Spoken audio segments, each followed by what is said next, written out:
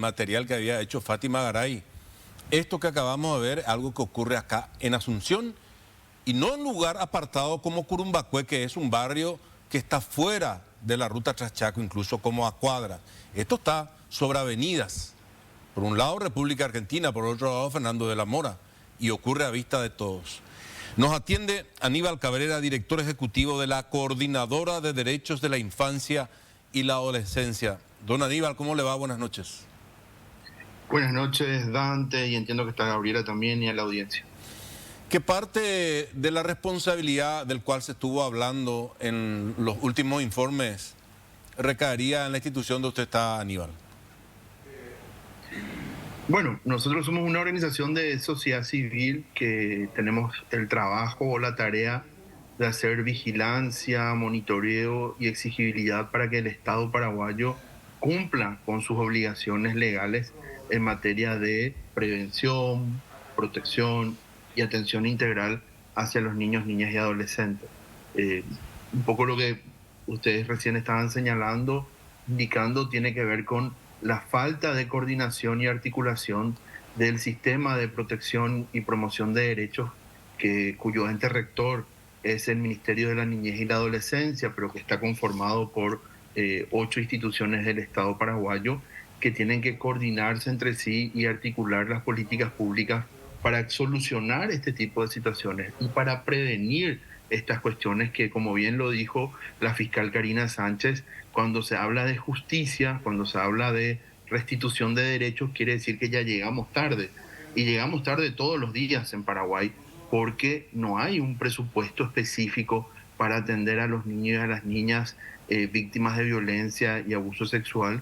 Y las instituciones no hacen su trabajo de prevenir todas estas situaciones, ¿verdad? Y el gobierno local, en este caso, el municipio de Asunción, tiene una responsabilidad fundamental, porque más allá de que estas personas sean de comunidades indígenas, que vengan del interior del país por distintos motivos, terminan estando en el territorio municipal de la ciudad de Asunción, por lo cual el municipio tiene una responsabilidad enorme en todo lo que tiene que ver con la atención y la promoción de derechos de las personas que están en su territorio, no solamente quienes habitan y pagan impuestos en Asunción, sino que todas las personas que están en el territorio de Asunción tienen que tener estas garantías de atención.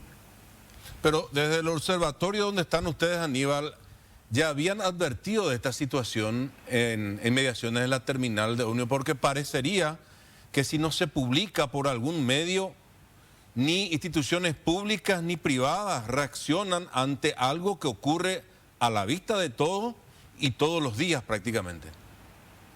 Bueno, Dante, esto tiene que ver con la indolencia que tienen las autoridades nacionales y locales con respecto a responder en sus responsabilidades institucionales, políticas y administrativas, legales incluso, porque hay marcos legales que le facultan plenamente a las instituciones del Estado paraguayo a realizar acciones de prevención y de atención, pero sin embargo no lo hacen. No lo hacen porque, por un lado, no existe una voluntad política efectiva, la niñez y la adolescencia no forma parte de la agenda pública, de la agenda política, pero también tiene que ver con el bajo presupuesto que se destina a atender a este grupo de población. Y ahí quiero señalarte dos datos con respecto al presupuesto. El presupuesto para el Ministerio de la Niñez y la Adolescencia para el próximo año es de aproximadamente 110 guaraníes por día por cada niño, niña, adolescente que vive en Paraguay. Estamos hablando de 2,5 millones de niños y niñas y adolescentes que el próximo año van a vivir en Paraguay según las proyecciones de población que tenemos actualmente. ¿Y te parece que con 110 guaraníes se puede hacer algo en materia de, fíjate, promoción de derechos, prevención de violencia, atención integral, protección, y después recién llega la parte de restitución de derechos, que es cuando vamos a fiscalía, juzgado, defensoría, ¿verdad? Entonces, todo está centrado en esa parte de la justicia, pero sin embargo toda esta parte más administrativa que está a cargo de los gobiernos locales, del gobierno municipal, de la gobernación, del Ministerio de Educación, de Salud, de Niñez. Sin embargo, toda esa parte nos olvidamos, ¿no? Aníbal, perdón, pero mencionabas al menos unas 8 instituciones, además del Ministerio de la Niñez, que deberían de trabajar de manera coordinada para poder hacer algo. El presupuesto es escueto, lo estamos viendo y va a continuar siendo bastante escueto. Pero si están allí como instituciones que forman parte de esto que debería de ser la protección de la infancia paraguaya, ¿se ponen verdaderamente en coordinación? ¿Qué está a su alcance y qué están pudiendo hacer por los niños y los indígenas específicamente de los que estamos hablando ahora y que viven en esta situación? ¿No se puede hacer nada o se puede hacer algo? Primero es que existe una obligación legal, se tiene que hacer. O sea, el marco legal les faculta y les da las responsabilidades a las instituciones públicas a que se coordinen al interior del Consejo Nacional de Niñez y Adolescencia, que está conformado por el ente rector, Ministerio de la Niñez, de Educación, de Salud, de Justicia, de Trabajo, de la Mujer, la Fiscalía, el Ministerio de la Defensa Pública, y también están invitados el Ministerio de Desarrollo Social, el INDI, Senadio. Entonces ahí ya hay como 11 instituciones que deberían de sentarse alrededor de una mesa, poner los problemas en el centro, en este caso los niños y las niñas en situación de vulnerabilidad en la zona de la terminal, pero también en las capitales departamentales. Esto lo vemos acá en la terminal, lo vemos en Roca Alonso, pero también lo vemos en Caguazú, lo vemos también en Alto Paraná, en Ciudad del Este y demás, ¿verdad?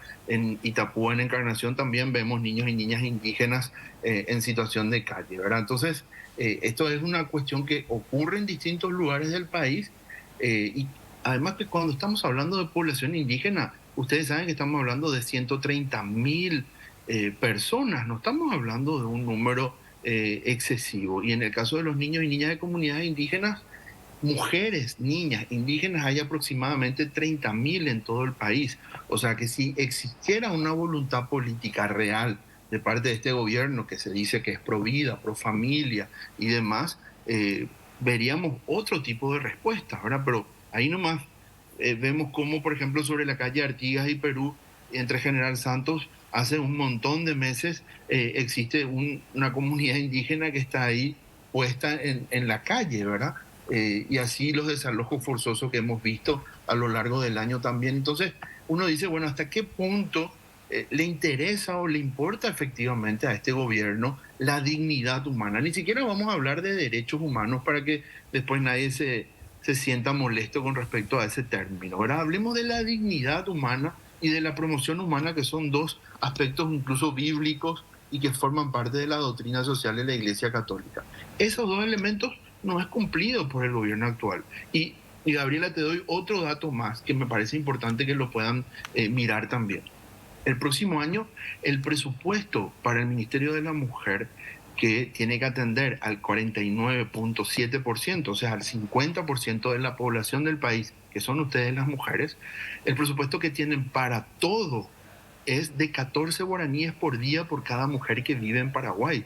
¿Cómo el Ministerio de la Mujer va a prevenir la explotación laboral y sexual de mujeres, va a prevenir la trata de personas, va a prevenir la violencia intrafamiliar, va a prevenir los feminicidios con 14 guaraníes por día por cada mujer que vive en Paraguay? Entonces es una burla, en realidad, de parte del gobierno actual el presupuesto que destina al área social. Y te digo otra cosa más. El Consejo Nacional de Niñez y Adolescencia no se reúne hace varios meses, que no hay reunión de Consejo Nacional de Niñez, como si fuera que los problemas de los niños se solucionaron. El Gabinete Social de la Presidencia no se reúne hace casi 2 años, y uno dice, los problemas sociales de este país se solucionaron, por eso los ministros del área social nos están reuniendo todos los meses a coordinar las políticas públicas del área social. Va a haber reunión de Gabinete Social después de casi 1 año y medio, casi 2, la próxima semana, con suerte vía Zoom, nos dijeron el otro día. Entonces, ahí uno le entra la indignación, por decirlo de alguna forma, a quienes hacemos monitoreo, vigilancia, trabajamos sobre datos, porque estos son todos datos oficiales del Estado. O sea, yo no estoy inventando estos datos, ¿verdad? Y uno dice, ¿cómo es que no se toman decisiones de políticas públicas basadas en datos y en evidencia que lo tiene el propio Estado paraguayo? Aníbal, ¿qué nos queda a la sociedad paraguaya, digo, para no sé, tratar de obligar a los responsables a hacer su trabajo, porque me niego a hacer esto siempre, publicarlo, nos indignamos unos días y después termina todo, no sé, encadenarnos todo ahí frente a la terminal para llamar la atención, armamos pancartas y nos vamos hasta Mariano, escrachamos a los responsables. ¿Qué deberíamos hacer? A ver, yo creo que tenemos que hacer tres cosas. Primero, empezar a saber votar y elegir, y el domingo es una buena oportunidad para que todos los ciudadanos de este país veamos cuáles fueron las candidaturas de la clase política que brindaron una respuesta hacia los niños y a las niñas. Ya, de antemano ya les digo que ningún candidato, ningún partido político, ni del partido gobierno que tiene dos facciones, ni de la oposición que tiene sus internos en la concertación y otras cosas más, ninguno le ha dado una respuesta adecuada a los niños y a las niñas de este país. Y ahí te quiero decir solo tres datos, Dante. 460.000 niños y niñas están hoy fuera del sistema educativo. Es casi igual a la población total de Asunción, de la capital del país. Esa cantidad de niños y niñas fuera del sistema educativo que no van a tener la oportunidad de terminar los 12 años de estudio, de poder ser seres humanos autónomos, libres, críticos, de poder insertarse a un mercado laboral, de poder ser autónomos económicamente y contribuir al desarrollo del país. O sea, ahí ya tenemos un dato que realmente es espeluznante, y en cualquier otra sociedad del mundo, en países más desarrollados, sería un escándalo. Sin embargo, en Paraguay esto no es tapa de los diarios ni de ninguna publicación, que hay 460.000 niños y niñas fuera de la escuela hoy. El otro dato que es sumamente preocupante es que de cada 100 niños que viven en Paraguay, 37 están en situación de pobreza. En departamentos como Concepción, Caguazú, Caazapá, San Pedro, cerca del 50% de los niños y niñas que viven en esos departamentos junto con sus familias y sus comunidades están en situación de pobreza y pobreza extrema. ¿Y qué cosas vamos a poder pedirle a ese grupo de población que vive en situación de pobreza y pobreza extrema, que está sobreviviendo el día a día? Y el tercer dato, que está vinculado a lo que estamos hablando de violencia y abuso sexual: 12 casos por día que ingresan a la Fiscalía de abuso sexual en niños, niñas y adolescentes. 85% de esos casos son de niñas mujeres, 15% de niños varones. El 85% de esos casos se dan en el ámbito familiar o en el ambiente familiar cercano. En los últimos 10 años tenemos cerca de 55.000 niños y niñas y adolescentes víctimas de abuso sexual.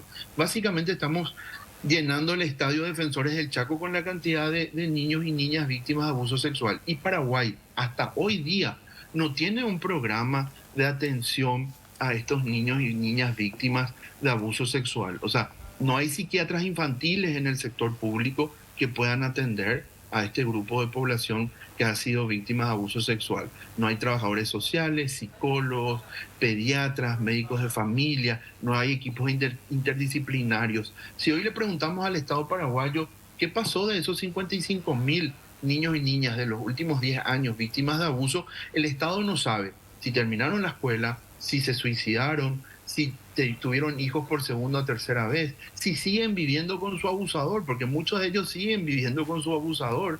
Entonces es realmente catastrófica la situación de los niños y las niñas en Paraguay. Por eso nosotros hemos indicado, justamente a raíz de la muerte de la niña de 4 años y la nena de 13 años también de comunidades indígenas esta semana, que Paraguay no es un país seguro en este momento para las niñas, niños y adolescentes, y para las mujeres, porque no se brinda ninguna garantía de protección, ¿verdad? Entonces, primero, saber votar, elegir autoridades, exigirle a las autoridades también, y controlar, obviamente, que cumplan con lo que el marco legal dice, porque acá no tenemos que hablar de vamos a cambiar el marco legal. Paraguay tiene un buen marco legal de prevención y de protección. No se cumple, es letra muerta, porque no tiene presupuesto. Don Aníbal, que tenga buena noche. Gracias por compartir con nosotros su experiencia, su visión y también estos datos que son espeluznantes. Buenas noches. No, muchísimas gracias, Dante, Gabriela. Y también una cosa más antes de irme, perdón, que tiene que ver con esto que se instaló también esta semana sobre el tema de la pareja de las niñas, ¿verdad? Una niña que está en una unión forzosa con un hombre de 30, 40 años no es su par, no es su pareja. Tenemos que empezar a dejar de naturalizar también ese tipo de expresiones, porque forma parte de una cultura del abuso sexual que existe hoy en Paraguay y que tenemos que cambiarlo también. Así que muchísimas gracias. Gabriela. No, muchas gracias, Aníbal. Yo quería decir nomás, Dante, que me rehúso a pensar de que existan tantas instituciones que deberían de hacer algo por los niños y que la excusa siempre sea no hay presupuesto. ¿Para qué están entonces esas instituciones si es que en realidad no pueden hacer absolutamente nada por nuestros niños que se encuentran en este estado en el que estábamos viendo, tan triste y de tanta vulnerabilidad como en los materiales que estábamos presentando recién? Si vamos a mirar en estas internas, las próximas elecciones, por los colores o partidos tradicionales que de alguna u otra forma, en menor o mayor medida, estuvieron en el poder, no le vamos a votar a nadie. Si vamos a mirar los partidos, ¿verdad? Y lo otro que decía, datos de la población de nativos en Paraguay, sí es verdad. En el último censo, ahora se hizo uno nuevo, no sé si va a figurar, porque era de población, ¿verdad? Básicamente, y una cosita más.